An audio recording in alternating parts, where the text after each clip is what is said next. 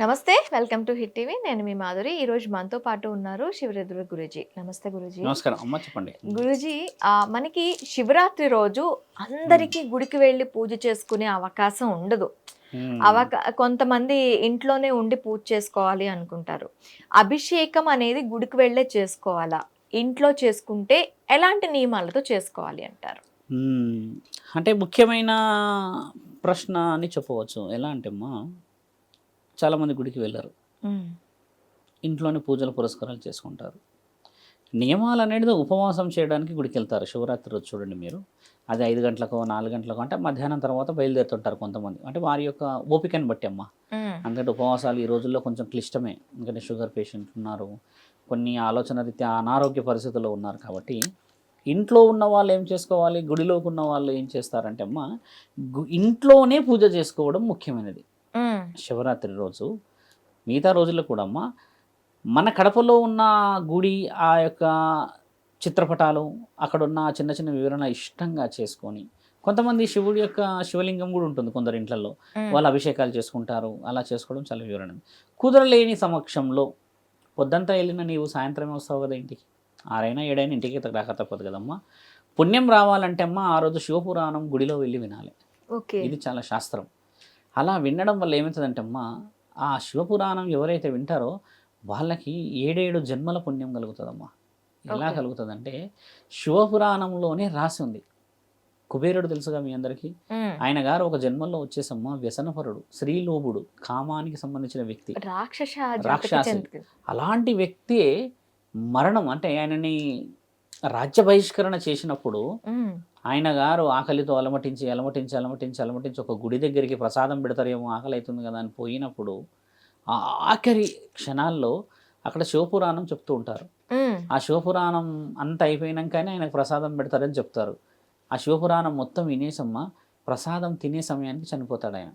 చనిపోయినప్పుడు తండ్రి దర్శనం ఇచ్చి, శివపురాణం విన్నందుకు, శివపురాణంలో నువ్వు తరించినందుకు, ఏదో విధంగా నీ పాప ప్రాయశ్చిత్తంలో ఒక భాగాన్ని సంపాదించి పునర్జన్మని సంపాదించావు, నీకు అవకాశం ఇస్తా, అదే రాజ్యానికి నిన్ను మళ్ళీ రాజుని చేసి మళ్ళీ అదే రాజ్యంలో నిన్ను పుట్టిస్తా, నువ్వు రుజువు చేసుకోవాలన్న తర్వాత కుబేరుడు మళ్ళీ ఆయన రుజువు చేసుకొని ఎన్నో గొప్ప పనులు మంచి పనులు చేసి ఈరోజు దేవాది దేవతల సమక్షంలో అమ్మ 6వ స్థానంలో ఉంటాడు ఆయన.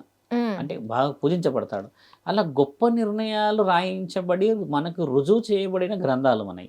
అలాంటప్పుడు అమ్మ, పొద్దంతా నువ్వు ఎలాగో పనులలో ఉంటావు, తప్పదు, సెలవు అయితే ఇయ్యరు. నెక్స్ట్ డే సెలవు ఇస్తారు. మనకు వచ్చే సమస్య ఏంటంటే, ఒకరోజు ముందు కాదు, నెక్స్ట్ డే ఉపవాసం ఉన్న నెక్స్ట్ డే సెలవు ఇస్తారు మనకి. అంటే ఆ రోజు నైట్ అంతా జాగారణ చేసడం చేత, కొంచెం అలసిపోయి ఉండడం చేత ఒకరోజు ముందు తినరు. కాబట్టి నెక్స్ట్ డే హాలిడే ఇస్తారు.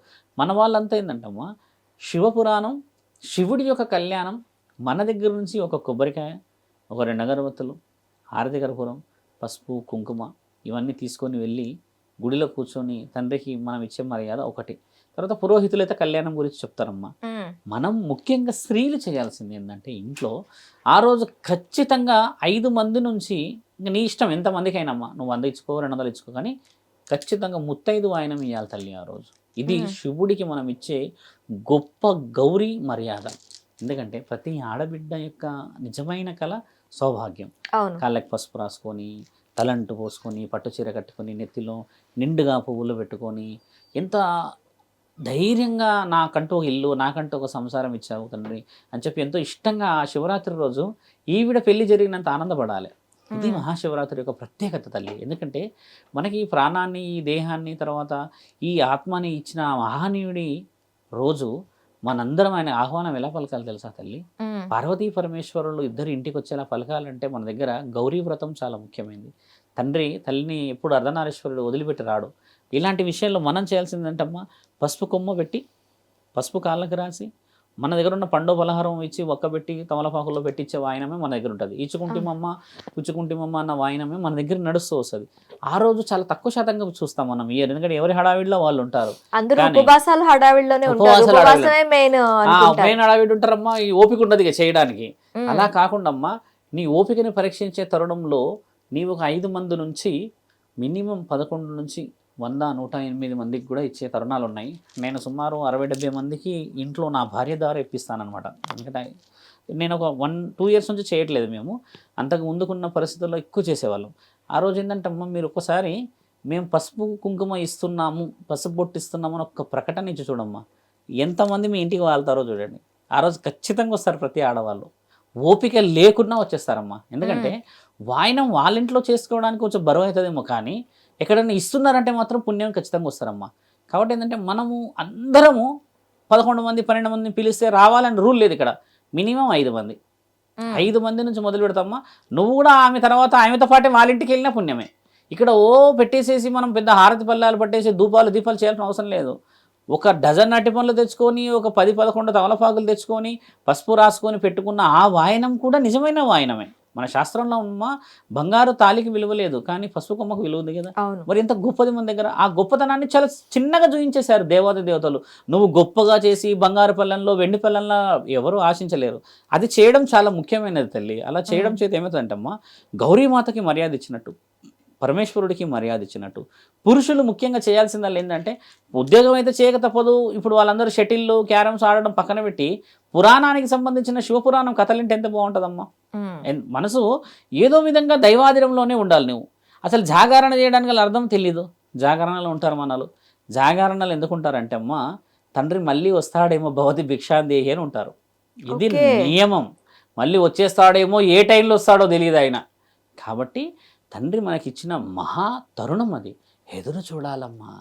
అంతేగాని టైంని గడపడానికి ఆ బాల్ ఇటు ఈ బాల్ అటు డీజే సాంగ్స్ పెట్టేసుకొని ఆడడం కాదు. ఆయన గురించి ఎదురు చూడాలి. శంకర పరమేశ్వర దేవదేవ పరమేశ్వర రావయ్య అనే పాట పాడుతూ కూర్చుంటే మరి రాక తప్పదు. ఆయన శివపురాణం చెబుతూ ఇంట్లో కూర్చొని చదువుతుంటేమ్మా ఆయన రావాల్సిందే. ఇక నువ్వు పిలిస్తే రావాల్సిందే ఆయన. అలాంటి మహానీయుడికి ఏం మర్యాద ఇవ్వాలి తల్లి మనం. ఆ రోజు మనం ఏం చేస్తున్నాం మీరు గమనించండి. అన్నదానాలు చాలా తక్కువ శాతంగా చేస్తారు. నేను ఈరోజు బోర్డు చూశాను, వచ్చి ఒక దగ్గర నుంచి వస్తూ ఉంటామో ఇందాక వచ్చేటప్పుడు, మహాశివరాత్రి రోజు 11 గంటల నుంచి సాయంత్రం 5 గంటల దాకా అన్నదానం చేయబడనున్నది. ఎంత ఆనందం అయిందంటే ఆ బోర్డు చూసి.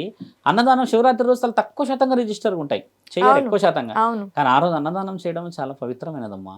తండ్రి ఆ రోజు ఇచ్చిందే మర్యాద, వివరణ. నిజంగా ఆకలితో ఎదురు చూసే భక్తులను ఆదుకోండి, నిజంగా ఎదురు చూసే వాళ్ళని చెప్పండి. ఆయన అంత ఓపెన్గా చెప్పేసిన డిస్కషన్ కదా తల్లి.